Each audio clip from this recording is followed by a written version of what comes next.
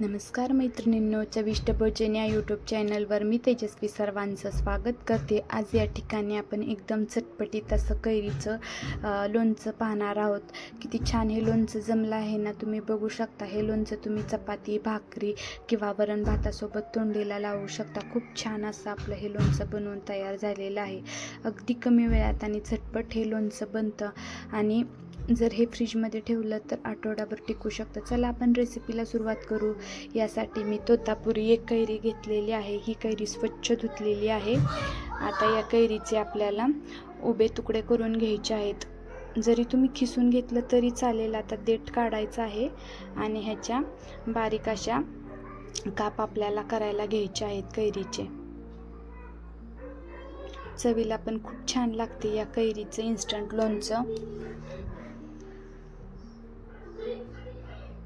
रोज रोज जर आपण कैरीचा एकच प्रकार जर खाल्लं ना तर बोर होतं। त्यापेक्षा थोडंसं वेगळं काहीतरी खाल्लं ना तर पोट पण भरल्यासारखं होतं आणि खूप छान असं हे लोणचं पण बनतं। आता वरचा आणि खालचा भाग याचा थोडासा काढायचा आहे। तो पण मी या लोणच्यातच टाकणार आहे। हे काय मी टाकून देणार नाही, पण हे थोडंसं एका लाईनमध्ये काढल्यामुळे दिसायला पण छान दिसतं। आता पटापट हे सीझन संपायच्यात तुम्ही हे लोणचे एकदा तरी ट्राय करा, कारण आता या कच्च्या कैऱ्यांचा सीझन संपत आलेला आहे। त्याच्यामुळे परत काय आपल्याला बनवणं होणार नाही। तुम्ही झटपट हे लोणचं असं बनवून ठेवू शकता आणि फ्रीजमध्ये स्टोअर करून नंतर हवं तेव्हा खाऊ शकता। अशा पद्धतीने कैरीचे उभे पातळ काप केले तरी चालतील, थोडेसे जाडसर असले तरी काही प्रॉब्लेम नाही। ह्याच्या अजून एकदा कापमधून आपल्याला करायला घ्यायचे आहेत।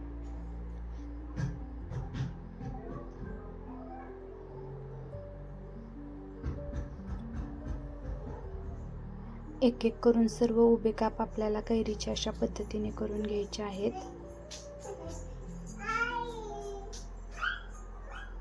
असे काप मी केलेले आहेत, तुम्ही असे करा। आता आपल्याला गॅसवरती कढई गरम करायला ठेवायची आहे। त्यानंतर आपण कढईमध्ये तेल टाकूया। तेल गरम झालं की आपण लगेचच फोडणीची तयारी करूया। आणि तेल गरम झालं की गॅस बंद करायचा आहे। त्यानंतर सुरुवातीला मोहरीचा तडका द्यायचा आहे। मोहरी मस्त अशी खमंग तडतडली की आपण त्यामध्ये जिरी टाकून घेणार आहोत आणि जिरी नंतर आपण लगेच हळद टाकायची आहे, पण जास्त करपू द्यायची नाही।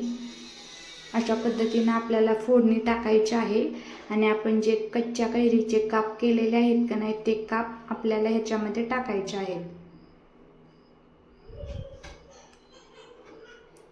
आणि वरून मस्त अशी लाल मिरची पावडर टाकायची आहे, कारण मस्त आंबट तिखट असं हे खायला पण खूप भारी लागतं। आणि मीठ टाकलेलं आहे वरून। त्यानंतर उलटण्यानं आपल्याला मस्त असं परतून घ्यायचं आहे, जेणेकरून याला जिरी, मोहरी, हळद, तिखट व्यवस्थित असं लागेल।